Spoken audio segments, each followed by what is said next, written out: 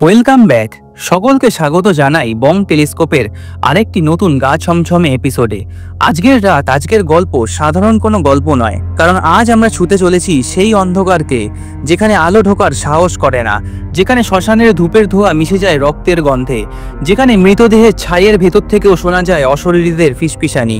তাই আলোটা নিভিয়ে দিন, চারপাশে নীরব করে দিন, আর হেডফোনটা কানে দিন, কারণ আজকের গল্প শুধু শোনার গল্প নয়, আজকের গল্প অনুভব করার। আজকের গল্পে আছেন সেই দেবী যিনি একদিকে মায়ের রূপ, করুণার রূপ, কিন্তু অন্যদিকে তিনি মহাকালীর ভয়ঙ্কর রূপ।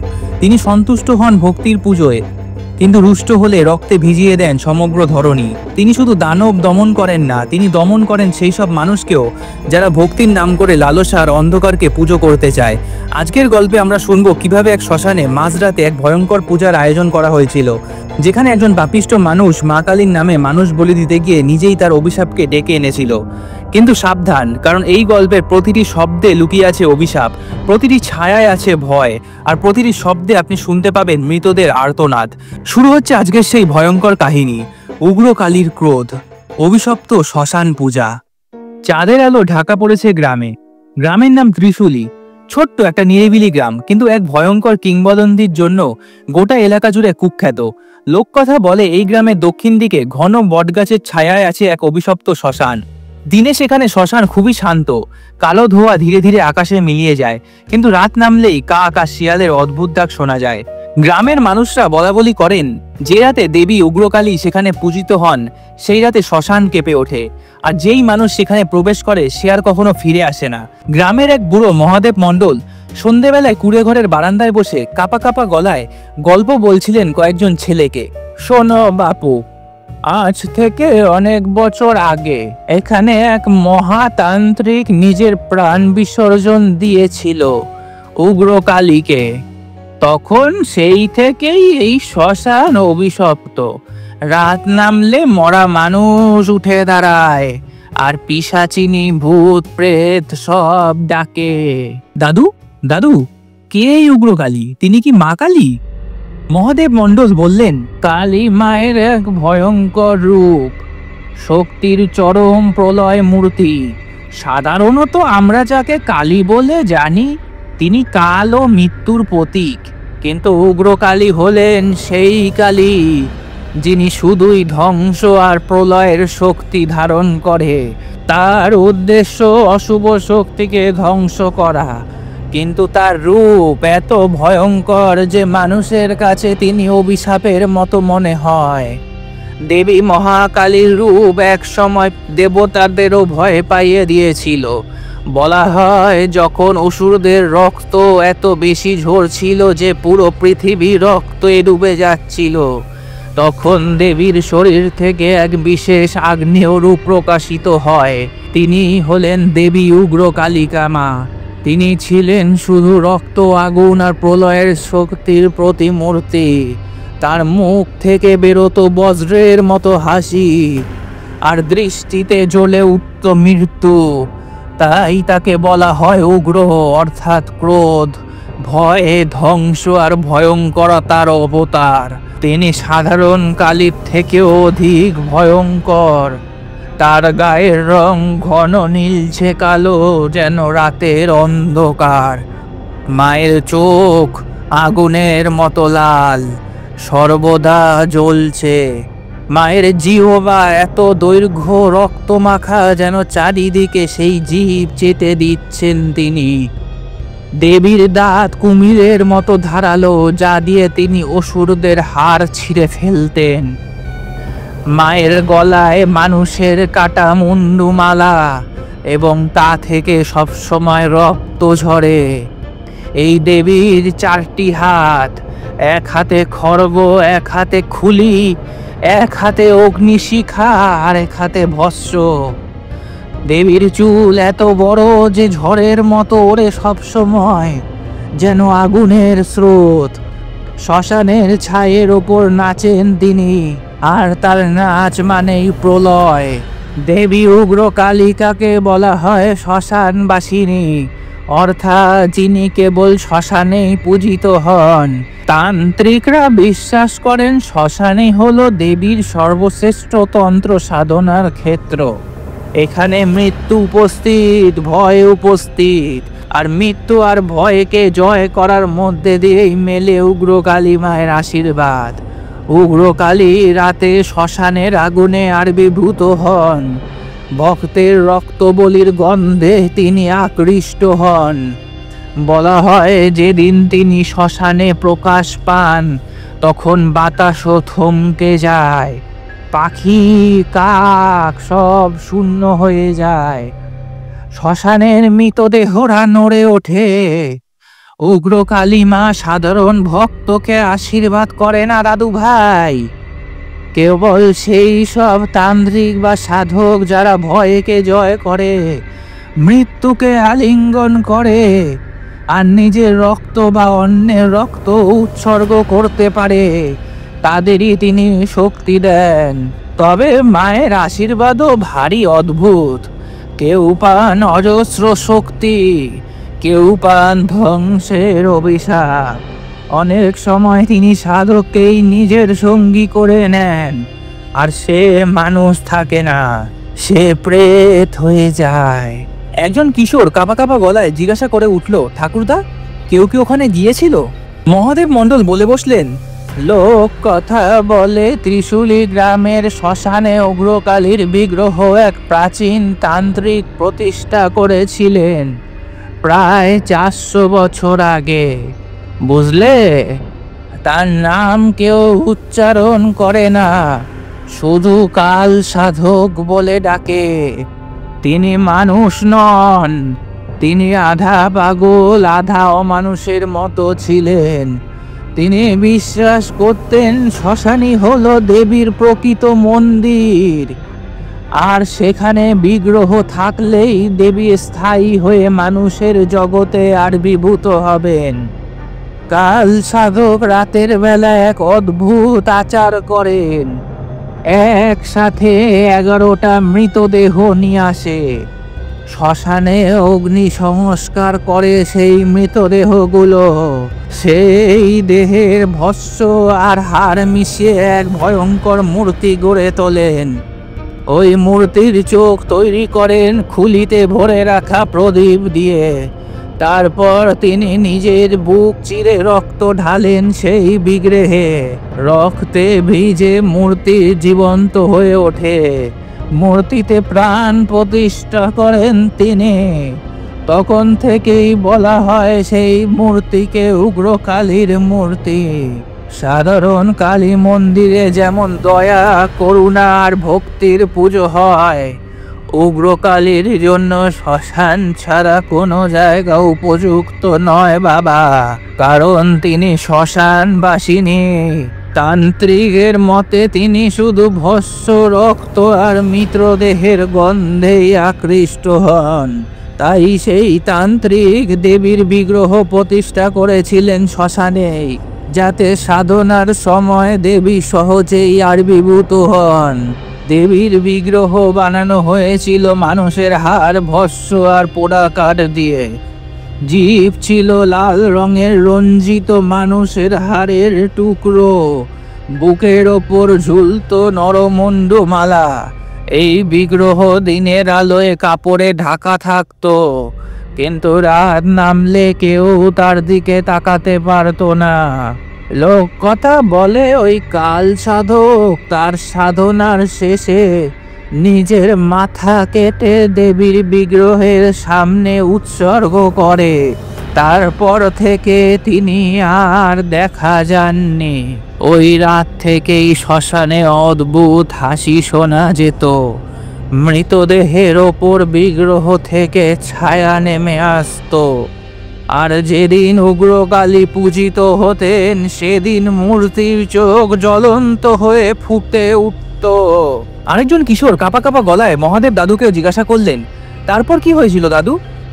বৃদ্ধ নিঃশ্বাস ফেলল, বাপু, 3 জন তান্ত্রিক গিয়েছিল, কারো হাড় পর্যন্ত পাওয়া যায়নি, শুধু শোনা গেছিল ওদের চিৎকার, জয় উগ্র কালিকা। তারপর সব কিছু নিস্তব্ধ হয়ে যায়। সেদিন থেকে কেউ আর ওদিকে যায় না। তোমরাও কিন্তু কোনোদিন ওই দিকে যাবে না। মহাদেব দাদুর গল্প শুনে সবাই গা ছমছম করে বাড়ি ফিরল। সেই সময় গ্রামে প্রবেশ করলেন অমরেশ তান্ত্রিক। তিনি এই গ্রামেরই ছেলে। গায়ের গড়ন লম্বা, চোখ দুটো লালচে, মুখে কালিমাটির লেপা ভস্য, আর তার গলায় ছিল মানুষের হাড়ের মালা, আর হাতে এক কালো লাঠি। ছোটবেলায় মা বাবা মারা যাওয়ার পরে গ্রাম থেকে চলে গিয়েছিলেন তন্ত্র সাধনার শেখার উদ্দেশ্যে। তিনি 22 বছর পর ফিরে এসেছেন এই গ্রামে। সে গ্রামে এসে কারোর সাথে কথা বলল না, শুধু সরাসরি মহাদেব মণ্ডলের কাছে গিয়ে গম্ভীর কণ্ঠে বলল, শুনেছি তোমাদের শ্মশান অভিশপ্ত। শ্মশান যেখানে অভিশপ্ত সেখানেই তো তন্ত্রের শক্তি প্রবল হয়। আমায় পথ দেখাতে পারবে? বৃদ্ধ মহাদেব মণ্ডল আতঙ্কে পিছিয়ে গেল। তিনি বললেন, না বাবা, ওই পথে যেও না। ওই শ্মশান মানেই মৃত্যুর ডাক। অমরেশের ঠোঁটে ভয়ঙ্কর হাসি ফুটল। মৃত্যুই তো আমার সাধনা, যেখানে মৃত্যু সেখানেই তো অমরত্বের পথ। সে অন্ধকারের দিকে হাঁটা দিল। আকাশ কালো মেঘে ঢেকে গেল। দূরে শ্মশানের আগুন কাঁপছে, চারপাশে শিয়ালের ডাক, বাতাসে পোড়া চন্দনের গন্ধ, আর কেমন একটা গা ছমছমে শূন্যতা। অমরেশ শ্মশানের ভেতরে প্রবেশ করলো। তার চোখে কোনো ভয় নেই, বরং এক অদ্ভুত উন্মাদনা। অমরেশ লাঠি গেড়ে শ্মশানের চারিদিকে ঘুরে দেখছিল। হঠাৎ তার চোখে পড়ল শ্মশানের মাঝখানে কালো কাপড়ে ঢাকা এক পুরনো বিগ্রহ। সে কাছে গিয়ে কাপড়টা টেনে সরালো। চোখটা যেন বড় হয়ে গেল অমরেশের। মানুষের হাড় দিয়ে ভস্য দিয়ে গড়া সেই ভয়ঙ্কর বিগ্রহ। চোখের জায়গায় এখনো অঙ্গারের মতো কিছু জ্বলছে, বুকের ওপর মুন্ডুমালা, জিহ্বার জায়গায় শুকনো রক্তে লাল হয়ে থাকা হাড়। অমরেশের ঠোঁটে হাসি ফুটল। তাহলে সত্যি সত্যি দেবী উগ্রকালী এই শ্মশানেই বিরাজ করেন। সেই বিগ্রহের সামনে বসে অমরের সারা শরীরে ভস্য মাখলো, মাটিতে খুলি সাজালো, আর আগুন জ্বালিয়ে মন্ত্রপাঠ শুরু করলো। ওং রিং শ্রীং উগ্রকালিকায় নমঃ, নমঃ ওং কালী কালী মহাকালী কালী কালী ওং রিং রিং কালী কালী মহাকালী কালী নমঃ। তার মন্ত্রের ধ্বনি গাছে গাছে প্রতিধ্বনিত হতে লাগলো। হঠাৎ বাতাস যেন ভারী হয়ে গেল, মাটিতে পায়ের ছাপ পড়তে লাগলো, অথচ চারপাশে কেউ নেই। আগুনের শিখা হঠাৎ 3 গুণ বেড়ে গেল। একটা মুহূর্তেই অমরেশ চোখ খুলে চিৎকার করলেন, কে আছিস? এদিকে আয়, সামনে আয়। অন্ধকারে কারো ভারী নিঃশ্বাস শোনা গেল। তারপর এক শীতল হাওয়া তাকে এসে ঘিরে ধরলো। অমরেশের ঠোঁটে হাসি, আয় আয়, এটাই তো চাই, এদিকে আয়। শ্মশানের ওপাশে ভাঙা শিবলিঙ্গের পাশে হঠাৎ এক আবছা ছায়া নড়ে উঠল। দেখা গেল এক শুকনো কঙ্কালছাড় প্রেত দাঁড়িয়ে আছে, চোখে জ্বলছে আগুনের মতো আলো। প্রেত গর্জন করে উঠল, এ পথ তোর নয় তান্ত্রিক, এ পথ তোর নয়, চলে যা, চলে যা। অমরেশ হেসে উঠল, এই পথই আমার, আমি দেবী উগ্রকালিকাকে ডাকবো। তুই যদি বাধা দিস তবে তোকেও আমি বশ করে নেব। এখান থেকে চলে যা, এখনো সময় আছে। প্রেতের গর্জন চারিদিক কাঁপিয়ে দিল। শ্মশানের বাতাস যেন আরো ভারী হয়ে উঠল। চারপাশে অদ্ভুত ছায়ারা ঘুরতে লাগলো। হঠাৎ শ্মশানের আগুন নিভে গেল। অমরেশ গভীর কণ্ঠে উচ্চারণ করলো, আজ থেকে এই শ্মশান হবে আমার সাধনার ক্ষেত্র। মা উগ্রকালী, তোমার পথে আমি সবকিছু উৎসর্গ করতে প্রস্তুত মা। আকাশে বিদ্যুৎ চমকালো। হঠাৎ একটা নারী কণ্ঠ ধীরে ধীরে ভেসে এলো, অমরেশ, অমরেশ, সাবধান। তুই ডাক দিলে আমি আসবো, আর একবার এলে ফেরার কিন্তু পথ থাকবে না। খুব সাবধান অমরেশ। অমরেশ হাসলো, এটাই তো চাই। অন্ধকারে সেই ভয়ঙ্কর হাসি ছড়িয়ে পড়লো, আর শ্মশান জুড়ে কাঁপন ধরলো। অমরেশ বিস্ময়ে বিগ্রহের দিকে তাকালো। কালো ধোঁয়ার মতো ভেতর থেকে দেখা গেল একটা ছায়া ধীরে ধীরে নড়ছে। চুলটা যেন ঝড়ের মতো উঠছে, তার জিহ্বা ঝুলছে, চোখ যেন অগ্নিশিখার মতো। তিনি হলেন দেবী উগ্রকালী। অমরেশ মাথা নিচু করে চিৎকার করে উঠল, জয় মা শ্মশানবাসিনী, জয় উগ্রকালিকা মা মহামায়া, হে মা, আমাকে শক্তি দাও মা। অমরেশ রক্তমাখা খুলি হাতে তুলে নিল, আর সেই নারীকণ্ঠ আবার ভেসে এলো, তুই যদি সত্যি আমায় পেতে চাস তবে প্রথমে রক্ত দে, না হলে আমি তোর প্রাণ নিয়ে নেব। শ্মশান জুড়ে অদ্ভুত ঝড় বয়ে গেল। অমরেশের চোখে এখন উন্মাদ আগুন। হ্যাঁ মা, হ্যাঁ, রক্তই হবে তোমার আহার, আমি দেব তোমাকে রক্ত। অমরেশের চোখে শুধু এখন উন্মাদনা। সে বিগ্রহের সামনে বসে রক্তমাখা খুলির ভেতরে তেল ঢেলে আগুন জ্বালালো। মন্ত্র উচ্চারণ চলতে লাগলো, ওং রিং রিং উগ্রকালিকায় নমঃ, শ্মশানবাসিনী। চিল, কাক, শিয়ালের ডাক একসাথে মিলেমিশে যেন এক নরকের চিৎকার শোনা যেতে লাগলো। ঠিক তখনই চারিদিকে নিস্তব্ধ হয়ে গেল, নিঃশ্বাস বন্ধ হয়ে যাওয়ার মতো শীতল নীরবতা। তারপর আবার একটি অদ্ভুত ভারী নারীকণ্ঠ ভেসে এলো, মায়াবী অথচ শীতল, অমরেশ, অমরেশ, তুই আমায় ডাকলি? অমরেশ চোখ মেলে অন্ধকারের দিকে তাকালো। হঠাৎ গাছের ডালে উল্টো হয়ে ঝুলে থাকা এক অদ্ভুত নারী মূর্তি দেখা গেল। তার লম্বা কালো চুল মাটিতে ছুঁয়ে আছে, চোখ দুটো লাল অগ্নিশিখার মতো, ঠোঁট থেকে টপ টপ করে রক্ত পড়ছে, দাঁত দুটো প্রচন্ড লম্বা, যেন কারো গলা কামড়াতে তৈরি। গলায় মানুষের হাড়ের মালা, শরীরে ছেঁড়া শাড়ি যা ভিজে আছে রক্তে। হঠাৎ সেই নারী উল্টে গিয়ে আবার মাটিতে নেমে এলো। 4 হাত পা দিয়ে সে মাটিতে হামাগুড়ি দিতে দিতে কাছে এসে সোজা হয়ে দাঁড়ালো। তার ঠোঁটে এক ভয়ঙ্কর হাসি। আমি কাল পিশাচিনী অমরেশ, আমি কাল পিশাচিনী, আমি উগ্রকালিকার দূত। অমরেশ, অমরেশ, তুই আমায় ডাকলি না? অমরেশ নির্বিকার দৃষ্টিতে তাকিয়ে রইল। সে বলল, আমার সাধনা পূরণ করতে হলে রক্ত চাই, মা উগ্রকালী তা চান। পিশাচিনী এগিয়ে এসে কানে ফিসফিস করলো, রক্ত? আমিও তো তা চাই। তুই যদি রক্ত দিস, আমি তোকে দেবীর কাছে পৌঁছে দেব। তোর মন্ত্রফল দ্বিগুণ হবে অমরেশ। তুই যদি আমায় সন্তুষ্ট করিস, তোর সাধনা অমর হয়ে যাবে অমরেশ। তার ঠোঁট অমরেশের কানে ছুঁয়ে গেল। চারপাশের হাওয়া আরো ভারী হয়ে উঠল। ঠিক তখনই দূরে শ্মশানের ভাঙা শিবলিঙ্গের পাশে আবার সেই প্রেতের গর্জন শোনা গেল। অমরেশ, এই প্রলোভনে পা দিও না অমরেশ। পিশাচিনীর সাথে চুক্তি মানে সর্বনাশ। পিশাচিনী সেই প্রেতের দিকে হাহা করে হেসে উঠল এবং সে বলল, চুপ কর, চুপ কর পাপিষ্ঠ আত্মা। আমার রক্তে তোর জন্ম নেই। আজ আমি তোর সাধককে নিজে করব। এই কথা শোনার পর প্রেতের সেই কণ্ঠ আবার মিলিয়ে গেল। অমরেশের ঠোঁটে আবার সেই উন্মাদ হাসি ফুটলো। হ্যাঁ হ্যাঁ, আমি রাজি আছি, আমি রাজি। তুই যদি আমায় সত্যিই দেবীর কাছে নিয়ে যেতে পারিস, তবে আমি তোকে রক্ত দেব। তোর যত রক্ত চাই আমি দেব। পিশাচিনীর চোখ লালচে আগুনে জ্বলে উঠল। সে সামনে ঝুঁকে গিয়ে বলল, ভালো, খুব ভালো। আজ থেকে তুই আমার আর আমি তোর।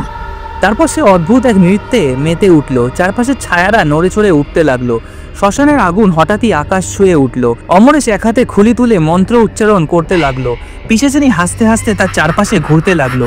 তার কণ্ঠে ভেসে এলো, আজ রক্ত দে অমরেশ, কাল মা উগ্রকালী নিজে আসবেন। আজ রক্ত দে। অমরেশের চোখে এক অদ্ভুত উন্মাদনা। সে যেন এখন আর মানুষ নেই, অর্ধেক মানুষ অর্ধেক দানব হয়ে উঠেছে। পিশাচিনী তার চারপাশে ঘুরতে ঘুরতে গা ছমছমে হাসিতে হেসে উঠল। সে ফিসফিস করে বলল, অমরেশ, অমরেশ, তোকে আজকে প্রথম বলি দিতে হবে। মানুষের রক্ত ছাড়া উগ্র মা কালী আসবেন না অমরেশ। তোকে আজকে বলি দিতে হবে। অমরেশ জিজ্ঞাসা করলো, কাকে বলি দেব আমি? কার রক্ত দেব? কাকে দেব সেটা বল। পিশাচিনী হাসতে হাসতে আঙুল তুলে শ্মশানের ফটকের দিকে তাকালো। সেখানে দেখা গেল এক মাতাল লোক হোঁচট খেতে খেতে শ্মশানের ভেতরে ঢুকছে। সে গলায় দেশি মদের বোতল ঝুলিয়েছে। কোথা থেকে যেন এক অদ্ভুত হাওয়া তাকে টেনে নিয়ে এসেছে এই শ্মশানে। লোকটি চিৎকার করে বলল, ওই কে কে এই শ্মশানে আলো জ্বালিয়েছিস? আমাকে ভয় দেখাবি নাকি? নেবা, এখনই নেবা। শান্তিতে কি মদও খেতে দিবি না নাকি তোরা? নেবা, শিগগিরে নেবা। অমরেশের ঠোঁটে এক ভয়ঙ্কর হাসি। সে খুলি হাতে নিয়ে এগিয়ে গেল।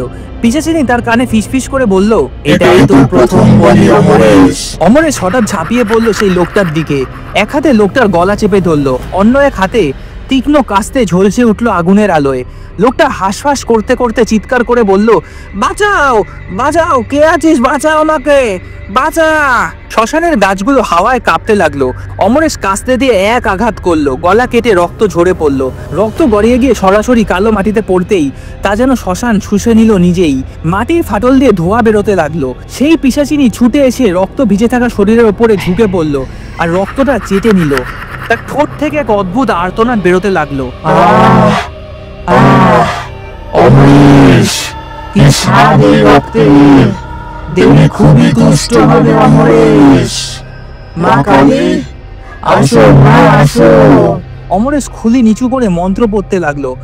ওং কালী শ্মশানেশ্বরী রক্তপ্রিয়া রক্তমালিনী, এসো মা, এসো, আমার সাধনা পূরণ করো মা, এসো মা উগ্রকালী।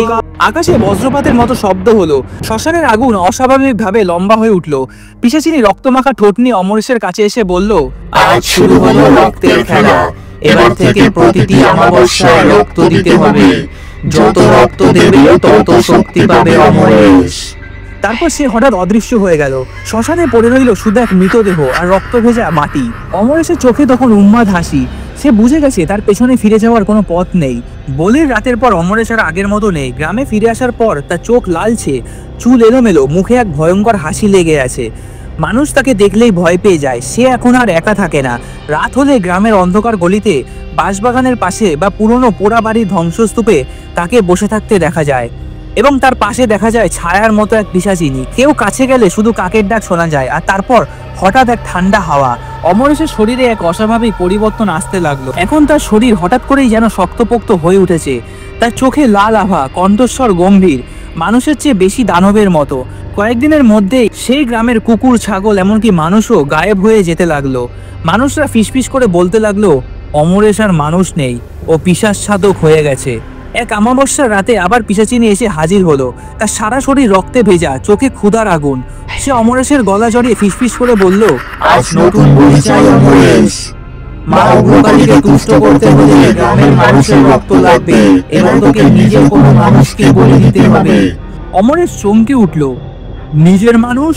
কাকে বলছিস তুই নিজের মানুষ? আমার তো কেউই নেই। পিশাচিনী ঠোঁটে হাসি টেনে বলল, তোমাদের গ্রামের মুকুন্দ, সেই তোমার ছোটবেলার বন্ধু, ওর রক্তে মা খুশি হবেন।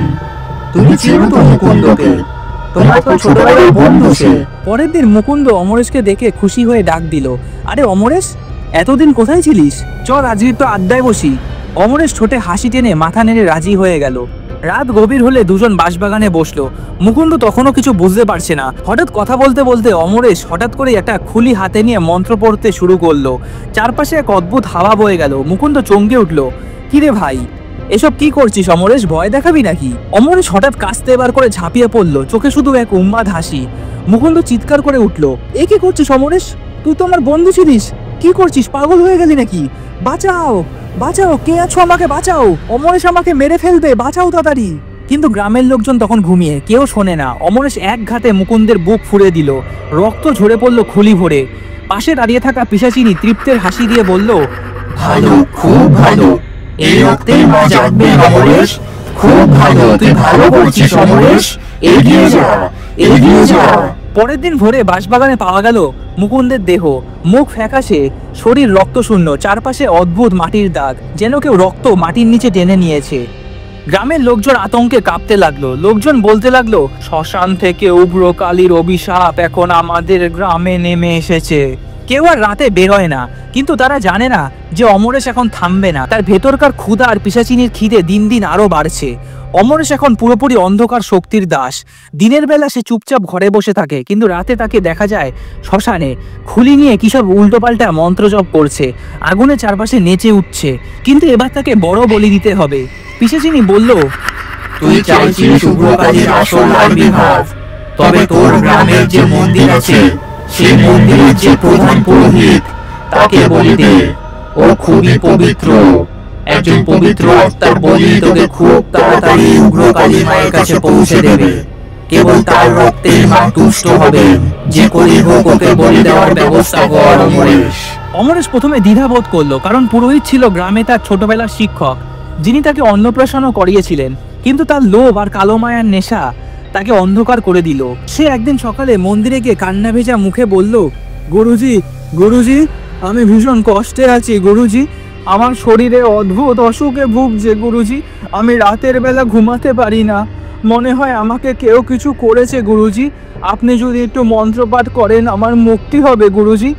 পুরোহিত মশাই দয়ালু ছিলেন। তিনি ভাবলেন অমরেশ হয়তো সত্যি কোনো অভিশপ্ত বা দুষ্টু আত্মার কবলে পড়েছে, তাই তিনি রাজি হয়ে গেলেন।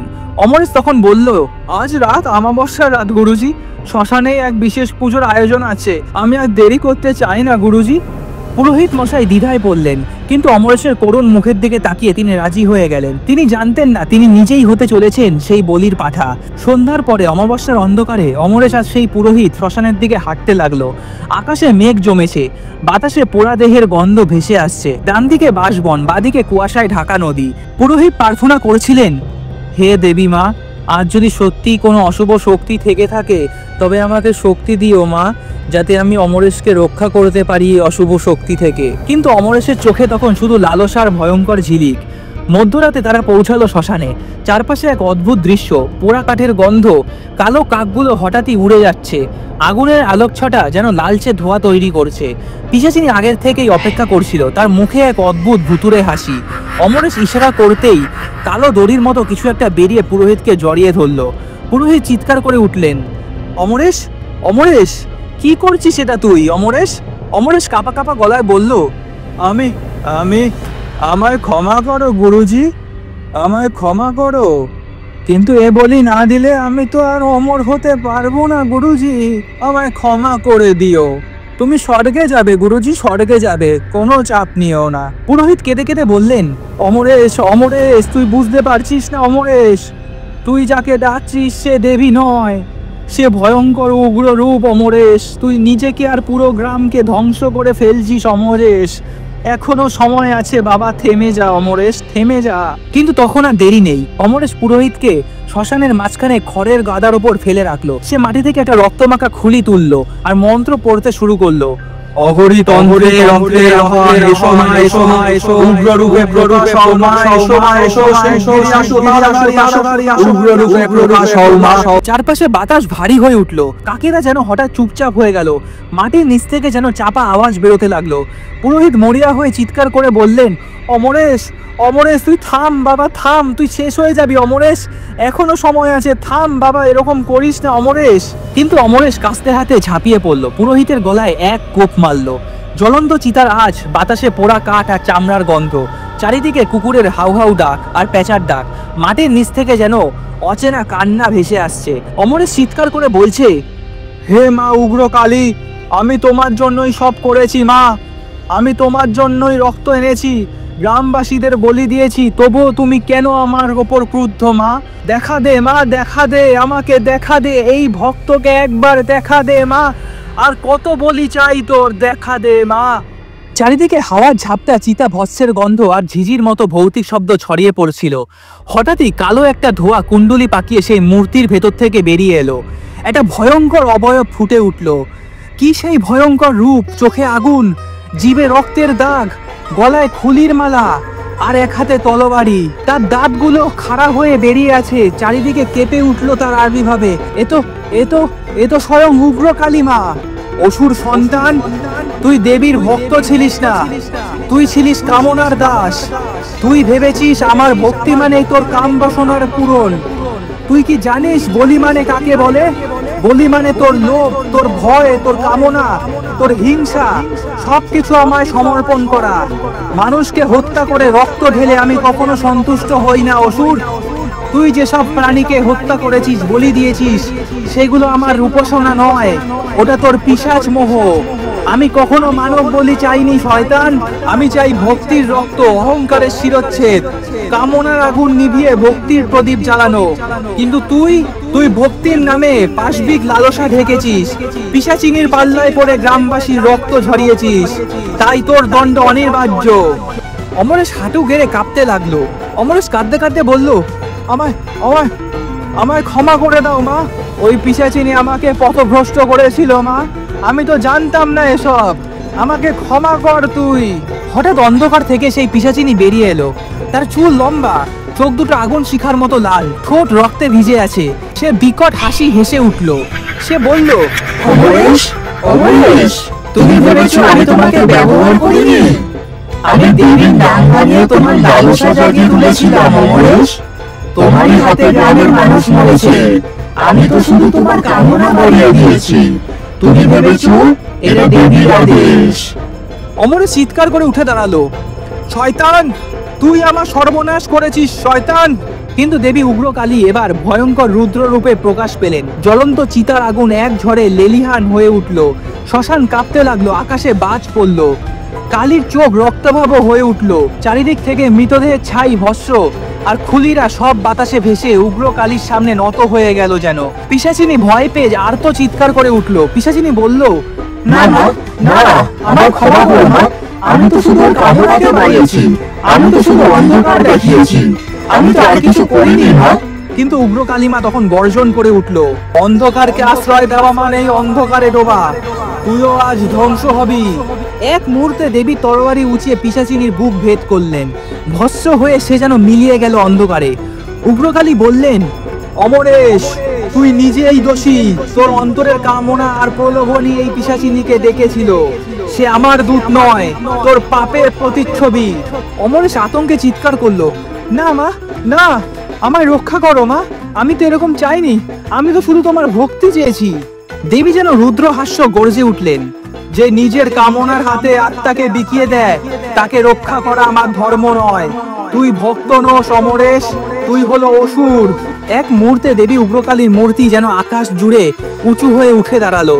চার হাতে খড়গ, কপালমালা গলায়, চোখ দুটো আগুনের মতো দপদপ করছে। তিনি বজ্রসম গলায় উচ্চারণ করে বললেন, অমরেশ, তোমার দণ্ড খালি মৃত্যু। তোমার রক্তেই শুদ্ধ হবে আমার এই পবিত্র শ্মশান। তোমার মৃত্যু অনিবার্য অমরেশ, তৈরি হও। এক ঝটকায় তিনি খড়গ নামালেন।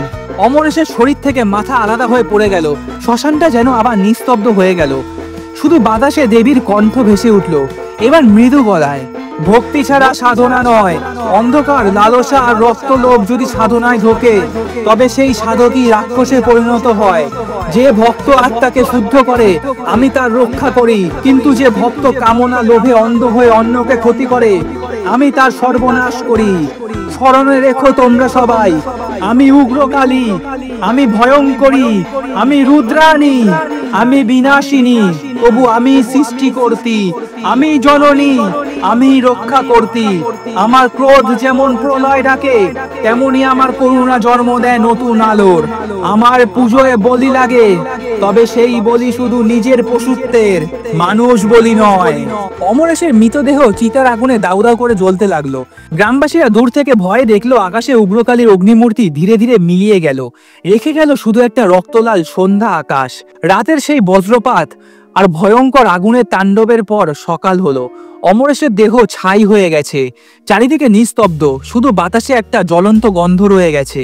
গ্রামের সবাই জড়ো হলো শ্মশানে। তারা স্পষ্ট বুঝলো এটা দেবীর ক্রোধ। গ্রামের প্রধানের কণ্ঠ কাঁপছে। তিনি বলে বসলেন, অমরেশ ভক্তি নয়, রক্তের লোভে মাতোয়ারা হয়েছিল। মা উগ্রকালী তাই তাকে দণ্ড দিয়েছেন। মা কখনো মানুষ বলি চান না। গ্রামের এক পুরনো পূজারী বলে বসলেন, হ্যাঁ, মা ছাগ বলিয়া নরকুম্ভ পছন্দ করেন। এসবেই মা সন্তুষ্ট। আসল পূজা হলো ভক্তি আর নিয়ম মেনে উৎসর্গ করা। আমরা যদি মায়ের বিশেষ পুজো না করি, শ্মশান আর গ্রাম কখনো শান্ত হবে না। গ্রামের সিদ্ধান্ত হলো অমাবস্যার রাতে বিশেষ কালী পুজোর আয়োজন করা হবে। মানুষ নয়, শুধু ছাগ বলি দেওয়া হবে। পরের অমাবস্যার রাতে শ্মশান জুড়ে সাজানো হলো শত শত প্রদীপ। ধূপের গন্ধে বাতাস ভরে গেল। পুরোহিত মন্ত্র উচ্চারণ শুরু করলো। ঢাকের শব্দ, শঙ্খধ্বনি কাঁপিয়ে দিল চারিদিক। একসঙ্গে 4টি কালো ছাগ আনা হলো। তাদের গলায় লাল জবা ফুলের মালা, কপালে সিঁদুর। এক এক করে বলি দেওয়া হলো দেবীর উদ্দেশ্যে। রক্ত মাটিতে পড়তেই বাতাসে এক অদ্ভুত প্রশান্তি ছড়িয়ে পড়ল। মনে হলো দেবী রক্ত নয়, বরং ভক্তির শক্তি গ্রহণ করেছেন। বলি শেষ হতেই পুরোহিত আকাশের দিকে তাকিয়ে চমকে উঠলেন। অমাবস্যার রাতে যেন পূর্ণিমার মতো উজ্জ্বল আলো শ্মশানে ছড়াতে লাগলো। একটি ক্ষীণ নারীকণ্ঠ ভেসে আসলো বাতাসে, ভক্তি ছাড়া আমার সাধনা নয়, নিয়ম ভাঙলেই সর্বনাশ। সবাই হাঁটু গেড়ে বসে পড়ল। পুরোহিত হাত তুলে বললেন, দেবী, দেবী আজ আমাদের ক্ষমা করেছেন। অমরেশের পাপ দগ্ধ হয়েছে। আজ থেকে এই শ্মশান হবে দেবীর পবিত্র আসন। গ্রামবাসীরা শপথ নিল, প্রতি বছর বিশেষ অমাবস্যার রাতে উগ্রকালীর পুজো হবে। ছাগ বলি হবে নিয়ম মেনে, ভক্তি আর মন্ত্রেই হবে দেবীর আহ্বান। এরপর থেকে গ্রাম শান্ত হলো। কোনো অদ্ভুত কান্নার শব্দ বা ভয়ঙ্কর কোনো উপস্থিতি আর কেউ টের পায়নি। তবে রাত গভীর হলে, পুজোর সময় যখন ঢাক বাজে, অনেকেই বলে শ্মশানের বাতাসে এখনো সেই দেবীর শব্দ শোনা যায় আর সেই সতর্ক বাণী, ভক্তি ছাড়া আমার সাধনা করা সম্ভব নয়। আপনারা শুনলেন এক ভয়ঙ্কর কাহিনী, উগ্রকালীর ক্রোধ, অভিশপ্ত শ্মশান পূজা। কিন্তু ভয় কি এখানেই শেষ, নাকি এই গল্পের অন্ধকার ছায়া এখনো আপনার চারপাশেই ঘুরে বেড়াচ্ছে? হয়তো এই মুহূর্তে আপনার ঘরের জানলার ওপারে কেউ দাঁড়িয়ে তাকিয়ে আছে আর অপেক্ষা করছে আপনার চোখ মেলবার। বলবেন না এটা শুধু কল্পনা। যদি এই গল্পটা আপনার সিদ্ধারা কাঁপিয়ে দেয়, তাহলে ভিডিওটাকে লাইক দিন, কমেন্ট করে জানান আপনার অনুভূতি। আপনার এক একটা কমেন্ট আমাদেরকে নতুন ভয়ঙ্কর কাহিনী বানানোর শক্তি দেয়। ভিডিওটা শেয়ার করুন বন্ধুদের সঙ্গে। দেখি তো কার সাহস বেশি আর কারা প্রথমেই আজকে আলো জ্বালিয়ে ঘুমাতে যায়। আর হ্যাঁ, সাবস্ক্রাইব করতে ভুলবেন না, কারণ সামনে আসছে আরো অন্ধকার, আরো ভয়ঙ্কর, আরো অলৌকিক কাহিনী, যা আপনাকে স্বপ্নের ভেতরেও তাড়া করবে। আজ রাতের মতো বিদায় নিচ্ছি, কিন্তু মনে রাখবেন, অন্ধকার কখনো ফাঁকা থাকে না, অন্ধকারে সবসময় কেউ না কেউ লুকিয়ে থাকে। ভালো থাকবেন এবং সুস্থ থাকবেন।